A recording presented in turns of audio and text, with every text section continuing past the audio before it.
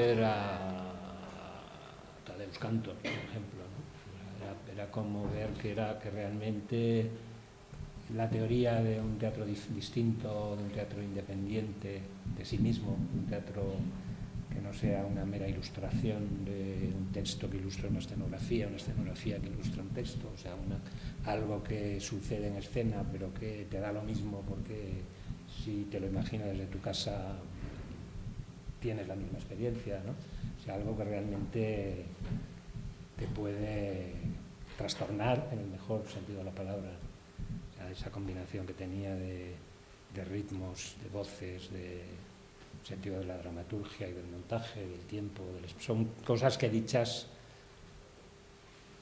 pero algo importante, ¿no? Me parecía que era un autor de teatro, un creador de teatro muy importante, como creo que lo era ya entonces y mucho más después, gente como Carlos y por supuesto gente mucho más reconocida como Rodrigo, ¿no? Como Rodrigo García, ¿no? Pero Esteve fue una enorme putada que muriera tan pronto porque estaba en un momento muy interesante, además, porque pasamos después del 92 de un momento muy dulce económicamente, donde todo el mundo recibía mucho dinero, o sea, las compañías, incluso en la que yo estaba anterior, las subvenciones que recibíamos eran como de cine, vamos, comparadas con las que recibimos ahora, ¿no? O sea, hace 20 años recibías de subvención 10 veces más dinero del que se recibe ahora, ¿no? Entonces, y encima estaba el asunto de la Expo del 92, donde Marquerie pudo trabajar con medios para hacer el Titanic, que era una gran obra que por supuesto fue machacada por la reacción. Y Esteve también trabajó con medios y tal, ¿no? Entonces como que no se entendía que gente de lo que luego se llamó el teatro alternativo, que fue un invento para meter a los artistas más comprometidos en un gueto y que no molestaran, para no meterles en los espacios donde deberían de estar y donde algunos están saliendo fuera de España todavía, o muy de cuando en cuando también aquí. Bueno, después de eso se creó, en el caso de Esteve en particular, un momento muy interesante, que era trabajar con muy pocos medios. Donde está la noche se hizo con muy pocos medios, la escenografía era luz y no recuerdo bien, pero papel albal, un poco más, ¿no? 4 columnas de papel albal. 4 columnas de papel albal. La caída de una red. 1, 2, 3 bailarines y un actor. Y con eso se queda una obra maravillosa, ¿no? En mi opinión. Y ¿dónde están los sueños? Pues había más materiales, porque se rescataba material de algunas instalaciones de Arena Teatro y del propio material de las 4 hojas de papel albal se convirtieron en 120 o no sé cuántas, con lo cual se llenó un espacio de hojas de papel albal por donde era maravilloso ver a críos paseando por allí, convirtiendo que había creado un espacio. En otra esquina había un suelo de semillas y estaba Elena Alonso bailando, en otra donde había, que también estaban donde está la noche, 4 guadañas que eran usadas un poco como instrumento musical, ¿no? Con esta contradicción de qué simboliza la guadaña, ¿no? La vida del segador o la imagen simbólica de la muerte, o en realidad era un instrumento musical para mí, ¿no? Yo sé gritar en silencio, comer en silencio, sufrir en silencio, vomitar en silencio, menospreciar en silencio, fornicar en silencio, sonreír y acariciar en silencio. Mi silencio no tiene precio. Nunca sabrán si es el silencio de la muerte o el silencio del amor. Yo tampoco.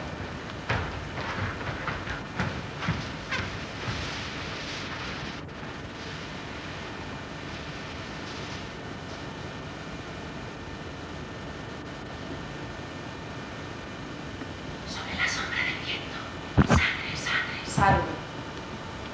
fotografías de Macbeth y Lady Macbeth en las ventanas del castillo, con la sonrisa comida por los buitres.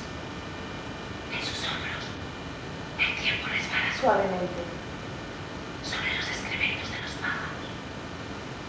El viento se arrastra como una serpiente que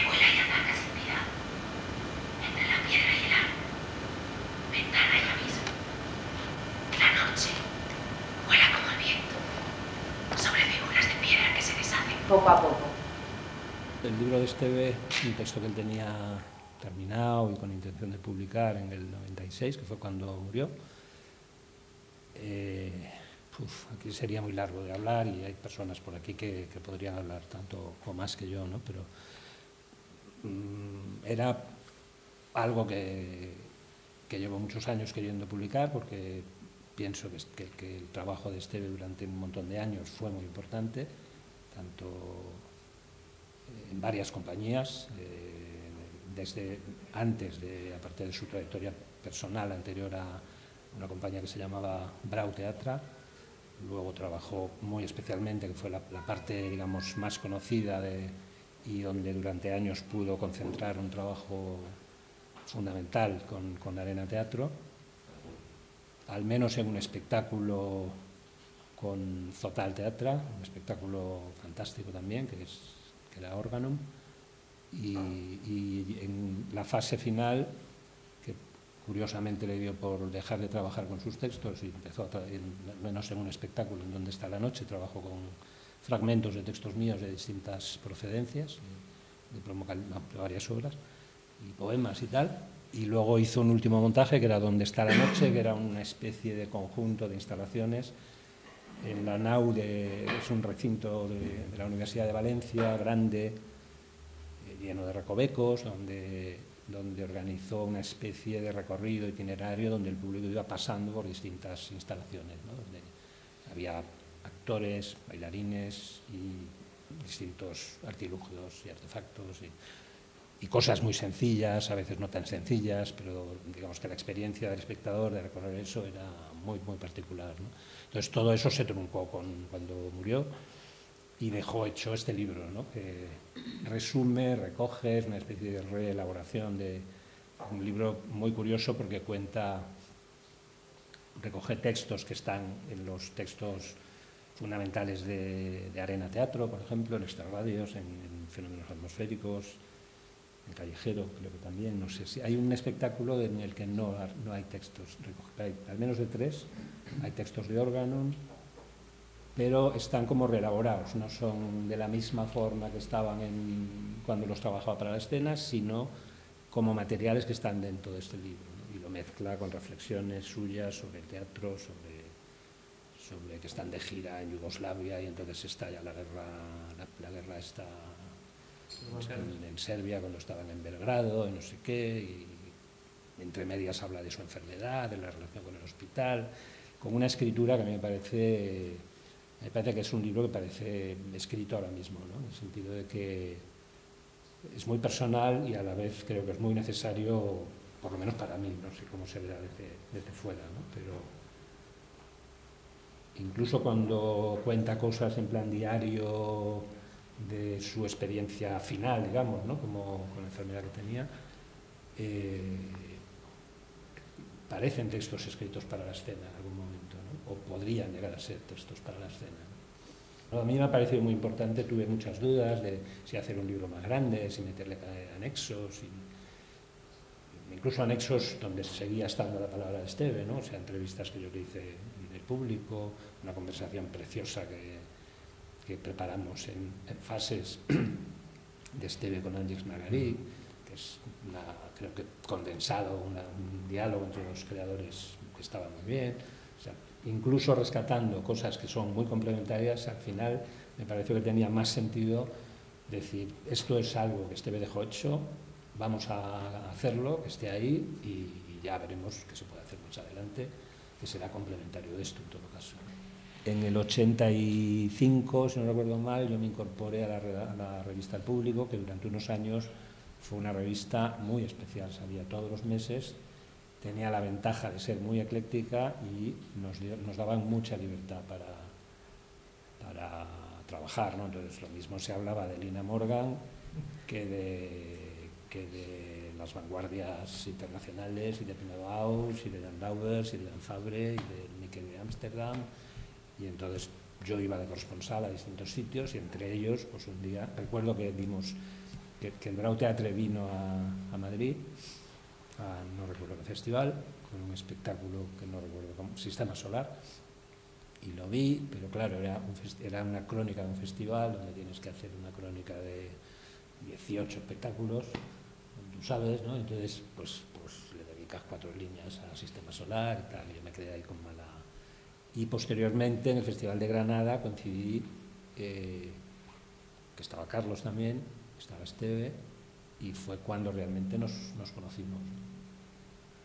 Y yo en realidad le conocí más como periodista, aunque yo ya estuviera metido en teatro, ¿no? Porque aproveché que él presentaba allí, no recuerdo si Extrarradios, Callejero 1 y el concierto, con unas 2 espectáculos que me fascinaron, y además tenía como mala conciencia por haber hablado tan poco del trabajo anterior, y entonces pues aproveché para hacer una entrevista, de la que luego hice todo lo que pude por meter con calzador en el público, que afortunadamente había bastante manga ancha, una entrevista con él muy a fondo, de 4 páginas, era una revista de formato casi periódico, o sea, una entrevista que merece la pena recuperar, ¿no? Que es un poco la intención de dar a conocer en algún momento, ¿no?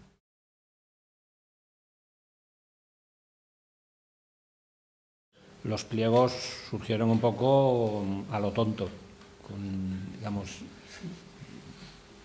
una propuesta concreta, no me acuerdo en detalle, ¿no? Pero sí sé que en relación con amigos, casi siempre toda la colección está muy relacionada con amigos que comparten conmigo este tipo de inquietudes, ¿no? Que se materializan también en un festival como este, ¿no? de la creación contemporánea, ¿no? En todos sus ámbitos, ¿no? Entonces ahí había ya complicidades en el año 2001 digo 2001 porque viendo el primer número, que fue el que dedicamos a Elena Córdoba, y era una especie entonces de retrospectiva del trabajo de Elena, digamos que los materiales que hay ahí llegan hasta el 2001, ¿no? Entonces calculo que ese primer pliego que se hizo, la decisión, por ejemplo, de formalizar un poco la colección y que sean libros formalmente, que tengan su ISBN, su depósito legal, y que se puedan vender en librerías aunque no haya distribuidoras, si se pide, pues hay ya al menos un par de librerías que de vez en cuando hacen pedidos ya más formales, La Central, Yorick y tal, ¿no? Pero al principio eran publicaciones hechas muy en plan casero, con fotocopias y sin ninguna vocación de continuidad. O sea, cada libro era un objeto que se hacía. El primero fue el de Elena, que es muy característico de cómo son los pliegos. El segundo fue una ocurrencia muy pequeña, de 8 o 10 páginas, que era un texto mío, Lenny Mon Amour, y un texto pequeño que se llamaba Cuento Chino, que era un material que estaba en proceso. Y, por ejemplo, este número 2 está en la colección porque se hizo, pero no existe, digamos, porque lo hemos descatalogado, porque son textos que luego se incluyeron en el número 6, que fue el que conformaba los materiales del espectáculo Mátame, Abrázame, que incluía distintos textos, entre ellos estos, ¿no? Está muy vinculado a momentos escénicos, ¿no? O sea, no se trata de una colección en la que cogemos un texto y lo publicamos, sino libros en los que se reflejan materiales relacionados con hechos escénicos, con obras de teatro o de danza que tienen o no tienen texto, ¿no? Hay preponderancia de textos más teatrales que de danza, porque son más fáciles de hacer, digamos, ¿no? O sea, pero siempre son como documentos de algo que ha pasado en escena, como restos de algo que ha pasado en escena. Eso enlaza también con Esteve de alguna manera y con la coherencia de que Velocidades y Inquietudes esté en la colección, porque él estaba muy obsesionado con la idea de documentar lo que se hace en escena, ¿no? De que no se pierda, o de que se pierda lo menos posible de algo que inevitablemente se pierde, ¿no? Es algo que sucede ahí, ¿no? Y bueno, pues cuando nos quisimos dar cuenta íbamos por el número 14, cuando nos quisimos dar cuenta íbamos por el 32 y ahora hemos llegado al 44.